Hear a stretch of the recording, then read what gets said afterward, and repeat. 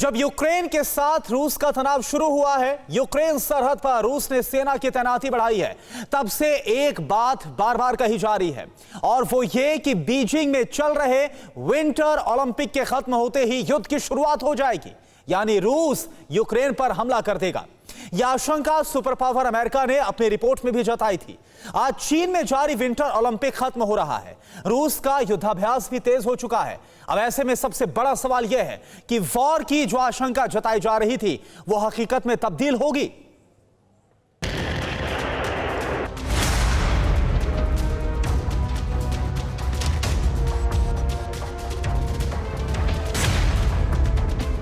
युद्ध की घनघोर आशंकाओं के बीच बारूद बरस रहा है। जमीन से आसमान तक बारूदी धुआं है। हथियारों से लैस वर्दीधारी फौज जद्दोजहद कर रही है। ये सिर्फ तस्वीर भर नहीं, ये हाहाकारी युद्ध की तैयारी है। यूक्रेन तनाव के बीच रूस अपनी ताकत आजमा रहा है, दुनिया को अपनी विध्वंसक क्षमता दिखा रहा है। अमेरिका या कहिए कि नाटो को चेतावनी दे रहा है। सिर्फ रूस अपना बारूदी शक्ति प्रदर्शन नहीं कर रहा, बल्कि ताइवान को भी चंद रोज बाद ड्रैगन डराने वाला युद्धाभ्यास करने वाला है, क्योंकि विंटर ओलंपिक खत्म होते होते चीन ने अपनी मंशा जाहिर कर दी है। साउथ चाइना सी में ऑस्ट्रेलिया के विमान को टारगेट कर चीन ने वैश्विक विध्वंस की आशंका को आकार दे दिया है।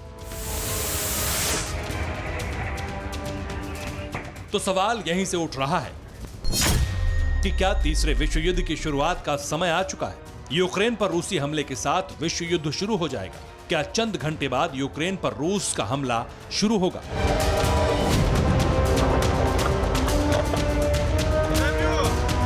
ये सवाल इसलिए उठ रहे हैं क्योंकि बार बार यह कहा जा रहा था कि चीन में विंटर ओलंपिक्स के अंत के साथ ही बारूदी खेल की शुरुआत हो जाएगी। जिसकी प्रतीक्षा थी वो पूर्ण हो चुकी है। इंतजार खत्म हो चुका है। जो शीतकालीन ओलंपिक का अड़ंगा था वो हट चुका है। चीन की महत्वाकांक्षी योजना सफल हो चुकी है। इसलिए युद्ध की डरावनी शुरुआत की भविष्यवाणी की जा रही है, और ऐसा इसलिए कहा जा रहा है क्योंकि ओलंपिक खत्म होते ही रूस के बारूदी खेल खेलने का इतिहास रहा है। 2008 में ओलंपिक खत्म होते ही रूस ने जॉर्जिया पर हमला किया था। 2014 में विंटर ओलंपिक खत्म होते ही रूस ने क्रीमिया पर अटैक किया था। इस बार जब यूक्रेन के साथ तनातनी शुरू हुई तो चीन में विंटर ओलंपिक चल रहा था। चीन और रूस में नजदीकी किसी से छिपी नहीं है।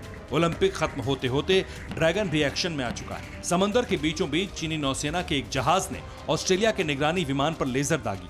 ऑस्ट्रेलियाई P-81 पोसाइडन विमान ऑस्ट्रेलिया के उत्तरी हिस्से की ओर बढ़ रहा था। तभी अचानक विमान पर एक लेजर की रोशनी देखी गई। चीन की इस हरकत पर ऑस्ट्रेलिया ने सवाल उठाया है। जानकार ये भी बताते हैं कि यूक्रेन में अमेरिका के उलझते ही चीन का टारगेट ताइवान हो सकता है। यही वजह है कि ताइवान भी अपनी ताकत दिखाने वाला है।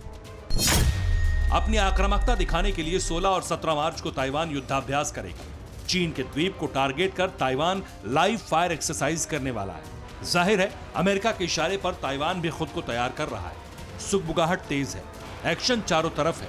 विंटर ओलंपिक खत्म हो गया, यही वजह है कि रूसी हमले की उलटी गिनती शुरू होने की बातें कही जा रही हैं। विश्व युद्ध की शुरुआत से जुड़े सवाल उठाए जा रहे हैं। Bureau report, TV9 Bharatvarsh.